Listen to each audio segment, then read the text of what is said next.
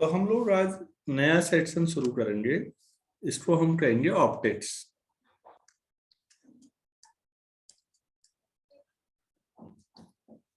Optics माने study of light. हमें light की स्टडी करनी है इसमें। तो लाइट की किस प्रॉपर्टी का स्टडी करनी है वो देखते हैं।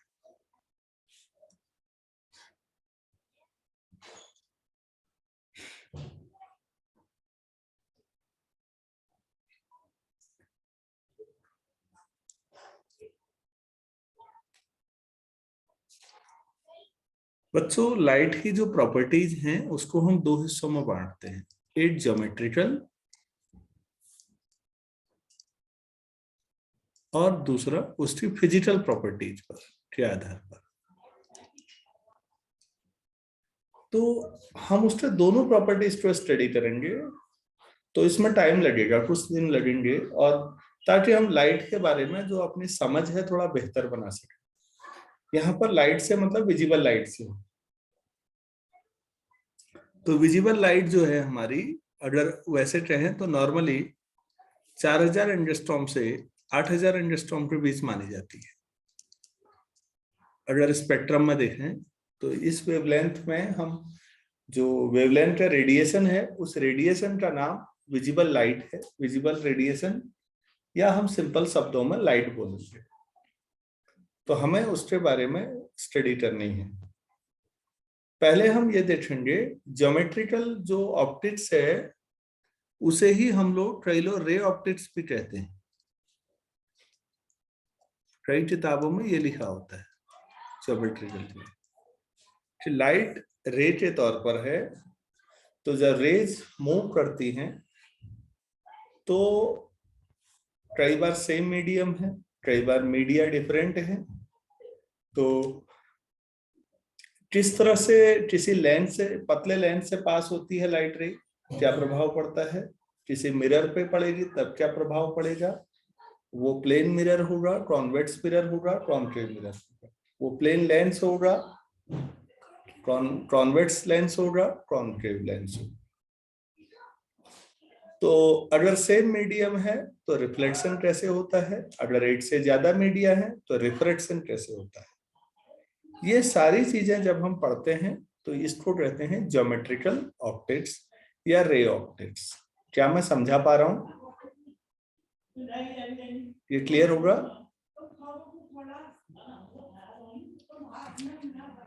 अच्छा, अब उसके बाद हम लोग इस पे, ठीक है, अब उसमें हम लोग क्या करेंगे, बाद में पढ़ेंगे क्रिश्चियन हाइगेंस की थ्योरी। हम दूसरी तरफ मुड़ेंगे, हम लाइट के बाकी प्रॉपर्टीज पे फोकस करना चाहेंगे। आखिर लाइट कहीं तो बैंड क्यों होती है, तो और लाइट के क्या बाकी क्या फीचर है।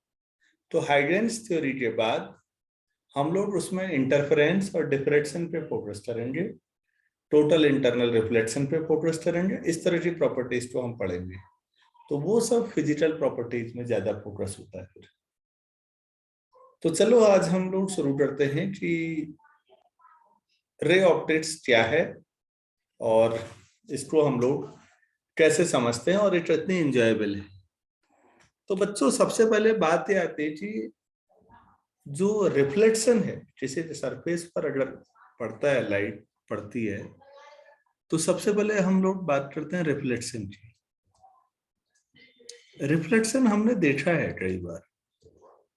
आप एक स्टील की प्लेट ले लीजिए या थाली ले लीजिए और धूप में बैठ जाइए, तो आप देखेंगे चमकता है वो। अच्छा, आपका जो न्यूज़पेपर है वो नहीं चमकता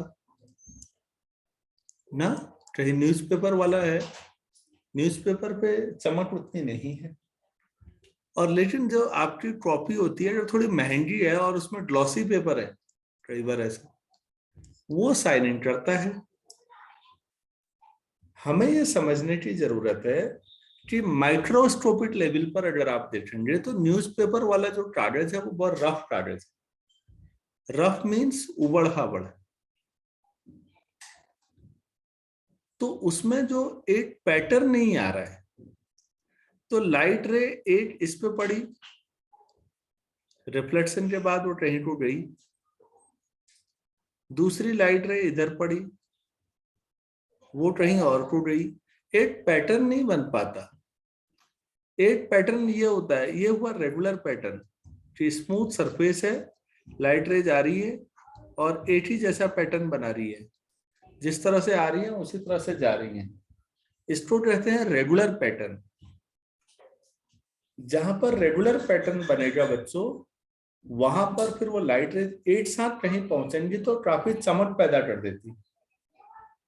लेकिन अगर इरेगुलर पैटर्न हो तो कोई एक फिक्स डायरेक्शन में तो जानी नहीं है, तो चमक भी पैदा नहीं हो पाती। दूसरी बात ये समझिएगा, कोई भी सरफेस पर अगर रेडिएशन पड़ता है तो 3 काम होते हैं। मान लीजिए कोई सरफेस है ट्रांसपेरेंट, इस पर रेडिएशन पड़ा तो कुछ हिस्सा रिफ्लेक्ट होगा, कुछ एब्जॉर्ब होगा, कुछ ट्रांसमिट होगा।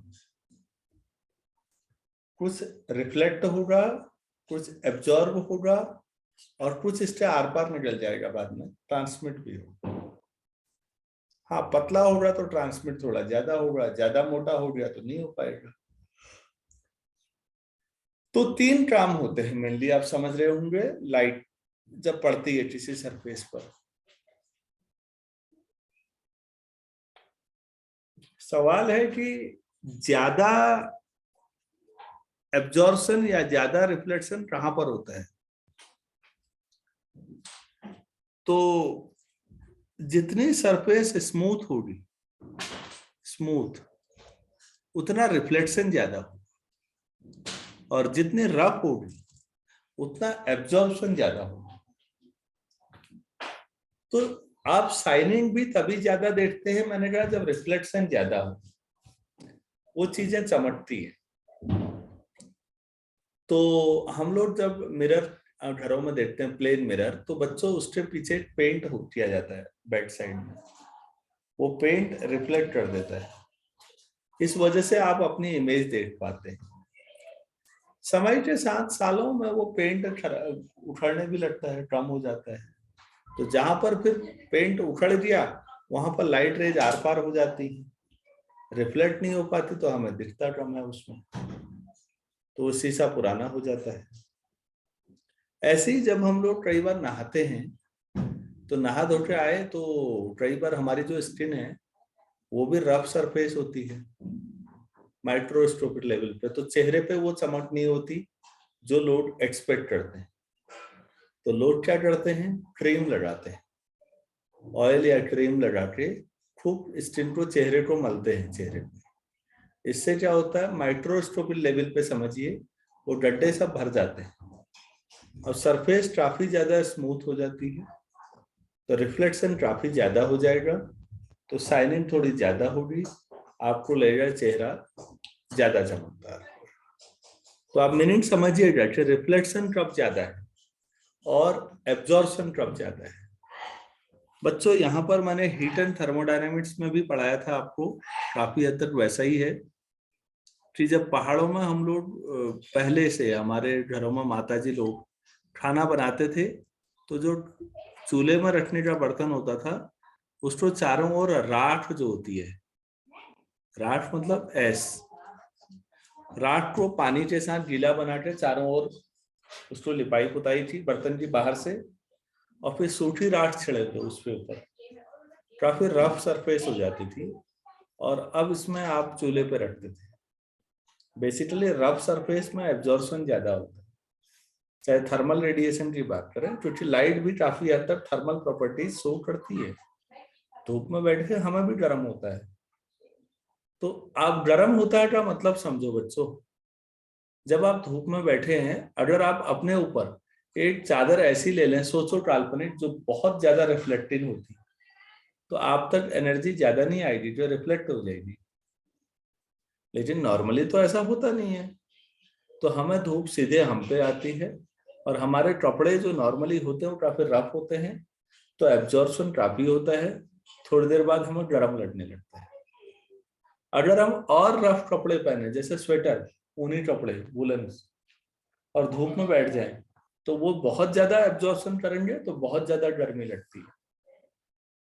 तो कहना ये चाह रहा हूं कि रफ सरफेसेज में एब्जॉर्प्शन ज्यादा होगा, स्मूथ सरफेसेज में रिफ्लेक्शन ज्यादा होगा। तो लाइट की इस प्रॉपर्टीज, इस तरह से एनर्जी का डिस्ट्रीब्यूशन होता है। अभी बच्चों हम लोग इन पे बात नहीं करेंगे कि कितना क्या होगा रिफ्लेक्शन या एब्जॉर्प्शन। अभी हम लोग सिंपल बातें, कुछ बहुत सामान्य सी बातें समझाते हैं आपको। तो मैं सबसे पहले कुछ आपको स्फेरिकल मिरर्स के बारे में बताऊंगा। कुछ शुरुआती टर्मिनोलॉजी है अभी, क्योंकि प्लेन मिरर में बताने के लिए कुछ होता नहीं है, तो उसको मैं अवॉइड कर रहा हूं। मैं बता रहा हूं स्फेरिकल मिरर्स।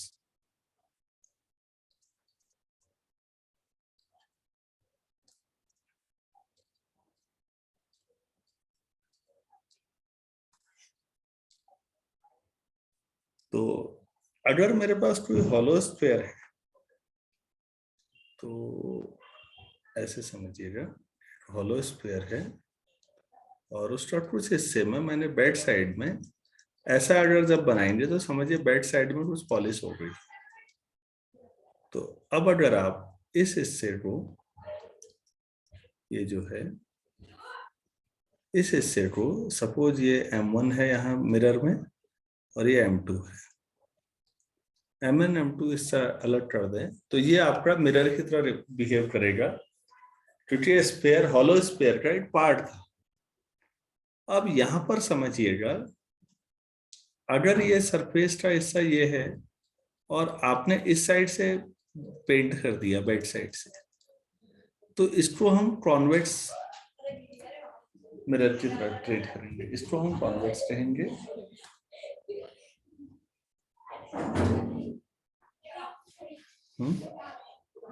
और अगर मेरे पास ये ठीक उल्टा हो जाए, मतलब ऐसे समझिएगा और इस तरह से, तो हम इसे कॉन्केव की तरह, ये हमारे पास कॉन्वेक्स और कॉन्केव मिरर का कंसेप्ट है। मेरे ख्याल से ये बात अभी समझ में आ ही रही होंगी, तो मैं इसको आगे बढ़ा रहा हूँ सीधे। मैं मान के चल रहा हूँ कि ये समझ में आ गया हो।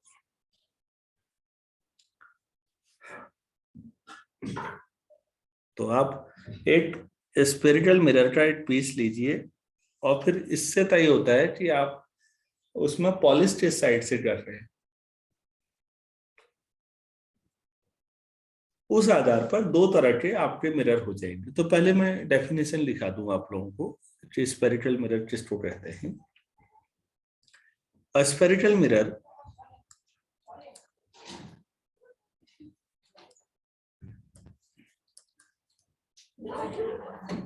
is a part of a hollow sphere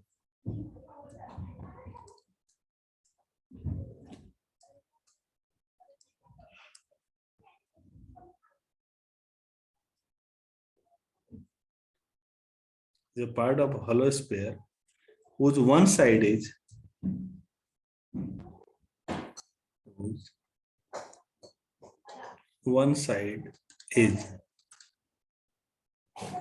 reflecting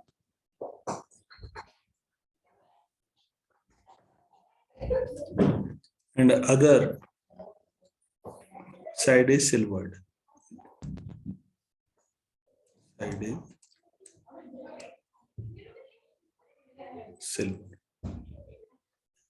ठीक हो गया। सिल्वर ट्राई कर दें, एजी जो आप लोग कहते हैं, उसी से बिल्कुल बेसिकली कोटिंग करनी है ताकि रिफ्लेक्ट हो जाए बस। तो अब हम इस आधार पर दो तरह का कहेंगे, तो लिखिए नई लाइन से, there are two types of spherical mirrors. There are two types of spherical mirrors.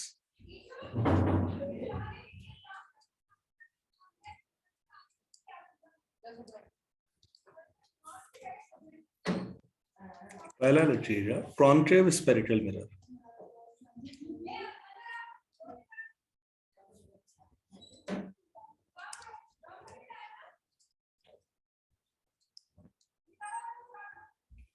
तो कॉन्केव स्फेरिकल मिरर जब कहेंगे तो मैंने आपको दिखाई दिया है।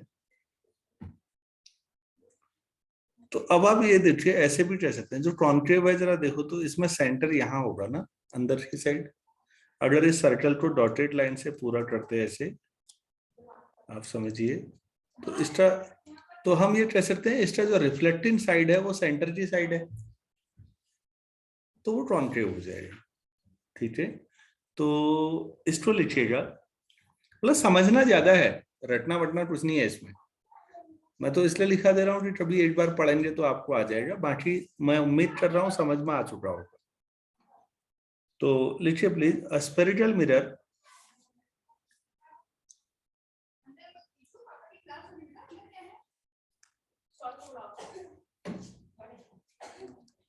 a spherical mirror whose reflecting surfaces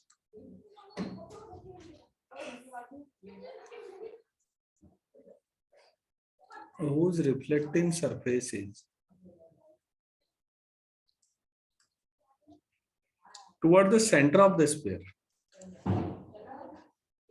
towards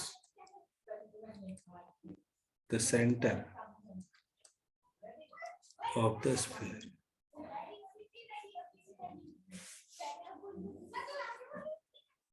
is called a concave spherical mirror.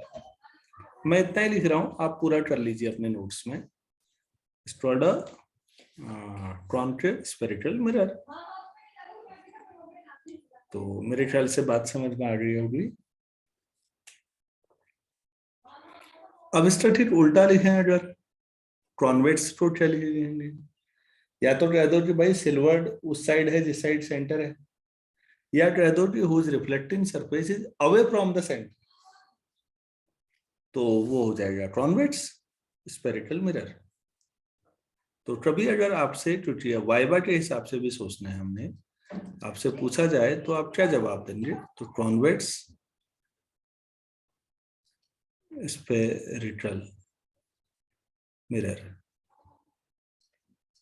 तो आप इसमें लिखिए spherical mirror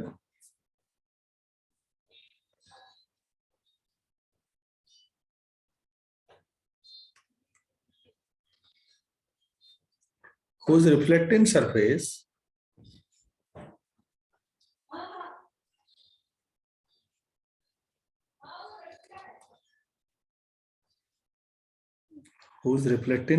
is away from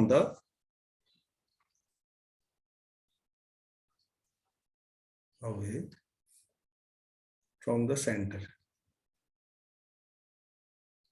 बस ज्यादा क्यों लिखना है, तो उसको हम लोग ये बोलते हैं। तो कॉन्वेक्स और कॉन्केव मिरर का स्ट्रक्चर आपको क्लियर हो गया होगा, मैं ये मान के चल रहा हूं। अब इसमें कुछ टर्मिनोलॉजी, कुछ चीजें हम बार बार बोलते हैं, तो उन शब्दों को मैं थोड़ा समझा दूं आप लोगों को। तो आप ऐसा करते हैं, हेडिंग डाल दो, सम इम्पोर्टेंट टर्मिनोलॉजी डाल दो बस हेडिंग, क्योंकि हर एक ब्रांच की अपनी एक टर्मिनोलॉजी होती है, वो हमें समझनी चाहिए। पहला है centre of curvature, centre of curvature.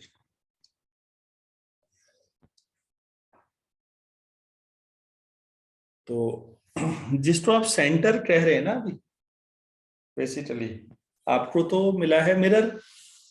आप उस मिरर को अगर पूरा सोचते कि यार ये जिससे कटा था, वो जो कटा हुआ पूरा हॉलो स्फीयर था, अगर वो पूरा मिल जाता, तो जो सेंटर होता हॉलो स्फीयर का, वही इसका सेंटर माना गया। तो नाम से क्लियर है, सेंटर ऑफ कर्वेचर मतलब। तो जैसे मैंने अभी यहाँ पर बनाया इसी तरह से, तो हम उसको लिखते हैं पहले। तो लिखिए, it is the centre of sphere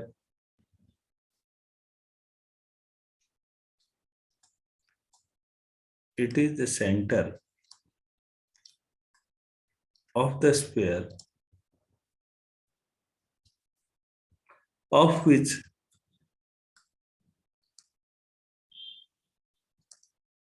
The mirror forms a part.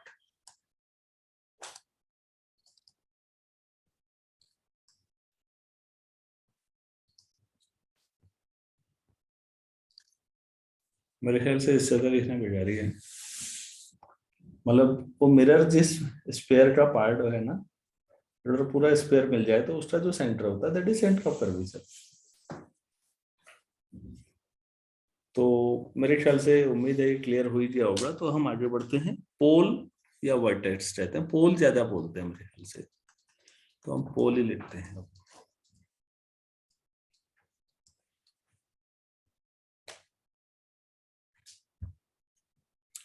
तो बच्चों पोल का मतलब ऐसे समझो, अगर ऐसा है कॉन्वेक्स, तो इसका जो मिडिल पे पॉइंट है पी ऐसा, और ऐसा है तब भी इसके जो मिडिल पे यहाँ पर पॉइंट है पी, तो लेंस मिरर के बीच में जो बीचों बीच सेंट्रल पॉइंट है उसको पोल कहते हैं। तो लिखिए प्लीज, ऐसा बना भी लेना है साइड में और लिखना भी है। The middle point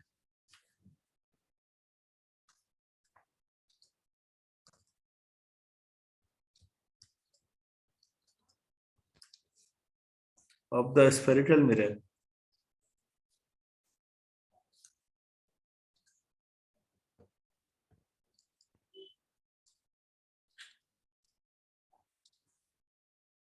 is called the pole.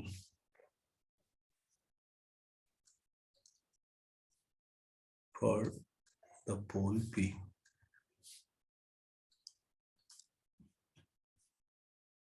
Third. Radius of curvature.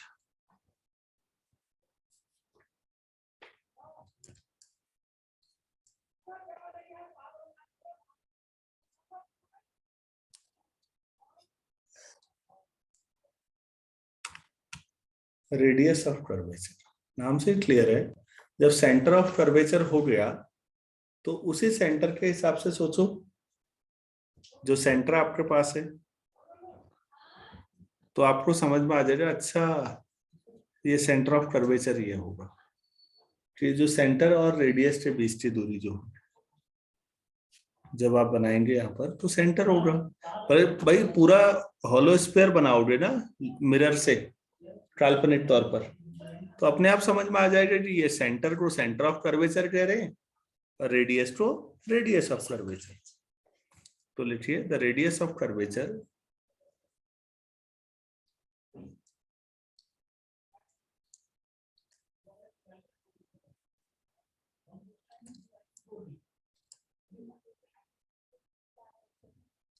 the radius of curvature of a spherical mirror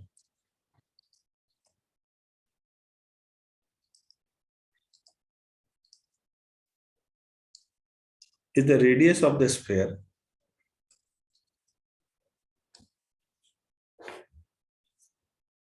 is the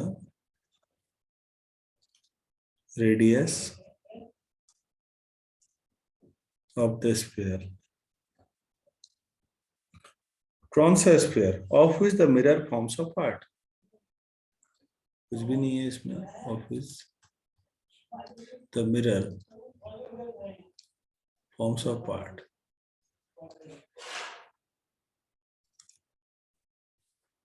तो उसको कहते हैं रेडियस ऑफ कर्वेचर। फिर है प्रिंसिपल एक्सिस। प्रिंसिपल मुख्य एक्स, प्रिंसिपल मेन। तो भाई सेंटर ऑफ कर्वेचर को ना देखो, ये यहाँ पर मैं बना रहा हूं ऊपर, यहाँ पर मान लो सेंटर है, तो सेंटर और पोल को मिलाने वाली लाइन को क्या बोलेंगे, सेंटर और पोल को मिलाने वाली लाइन को क्या कहेंगे, प्रिंसिपल एक्सिस। लिखिए the straight line joining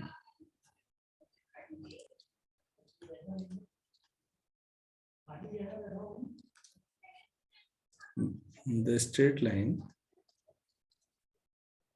joining the pole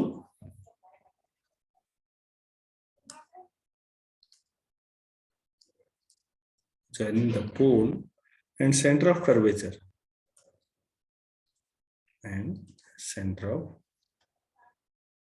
curvature Stroll principal axis.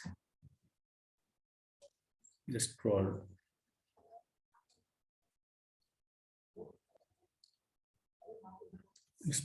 principal axis. तो प्रिंसिपल एक्सिस अगर कभी टीचर पूछे व्हाट इज प्रिंसिपल एक्सिस, तो सेंटर ऑफ कर्वेचर और पोल को जोड़ने वाली लाइन। तो मतलब ये टर्मिनोलॉजी हुई थी, इनको हम ये कहेंगे।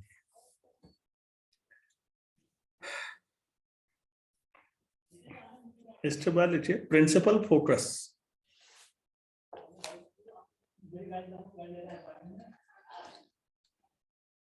प्रिंसिपल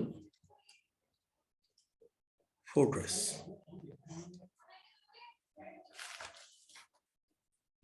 तो ऐसे समझो बच्चों, मैं इसको डायग्राम से पहले समझाता हूं फिर लिखेंगे। सपोज मेरे पास ये है कॉन्केव, ये प्रिंसिपल एक्सिस है, ये लाइट रे 8 ये आई, 8 तो यही आई और 8 ये आई, 3 ले ली। तो ये रिफ्लेक्ट होने के बाद ऐसा होगा कि 8 जगह पे मिलेंगे, पैरेलल हैं, अगर 8 ही सोर्स से आ रही हैं सब और पैरेलल हैं, ये 8 जगह पे मिलेंगे, तो उसको कहते हैं प्रिंसिपल फोकस। और अगर ये तो कॉन्केव था, अगर कॉन्वेक्स होता तो पॉलिश तो इस साइड से होती।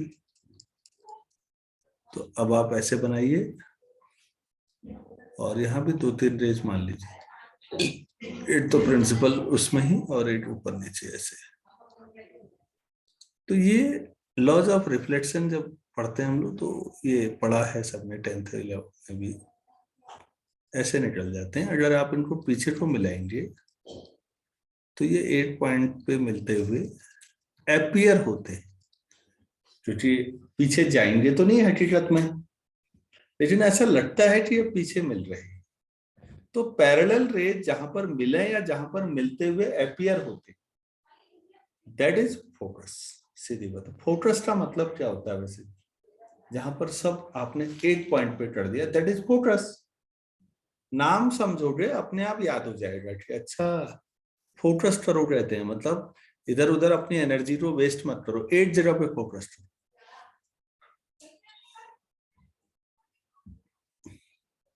तो प्रिंसिपल फोकस को लिखिए, principal focus of a spherical mirror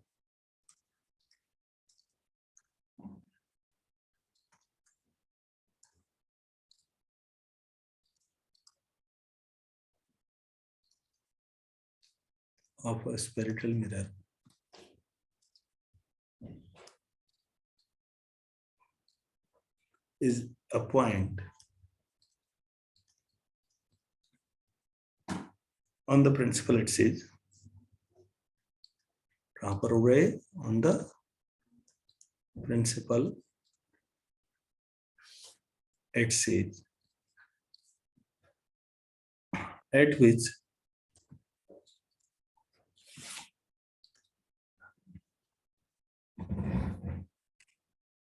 a parallel beam of light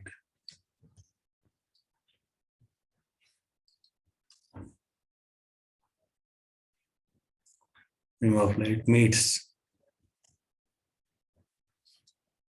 after reflection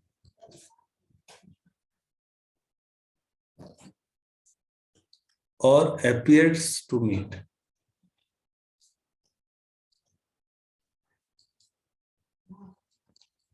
after reflection. तो प्रिंसिपल फोकस जिसको कहते हैं, अगर आप पैरेलल बीम ऑफ लाइट डाल दें मिरर पे, तो अगर वो कॉन्केव है तो रेज जहां पर सब रिफ्लेक्शन के बाद मिलती है, अगर वो कॉन्वेक्स है तो रेज जहां पर मिलती हुई अपीयर होती, एक्चुअल में तो मिलती नहीं, तो आप उसे फोकस कहते हैं। तो फिर अगला ये आएगा कि फोकल लेंथ क्या हुई। अगला शब्द नाम से क्लियर है, अब यार ये जो पोल हमने बनाया था, पोल और फोकस के बीच की दूरी को फोकल लेंथ कहते हैं। मैं इतना तो लिखने वाला हूं नहीं बच्चों, तो मैं इसी डायग्राम में दिखाता हूँ। ये जो दूरी है ना, ये वाली, ये P है, ये F है, ये फोकल लेंथ है। यही दूरी यहां भी है, मतलब ये वाली P और F के बीच की दूरी, ये फोकल लेंथ है। तो समझ में आया या नहीं आया ये सब चीजें? मेरे ख्याल से उम्मीद है मानवेंद्र आ गई होंगी। बेसिक टर्मिनोलॉजी है, ठीक है।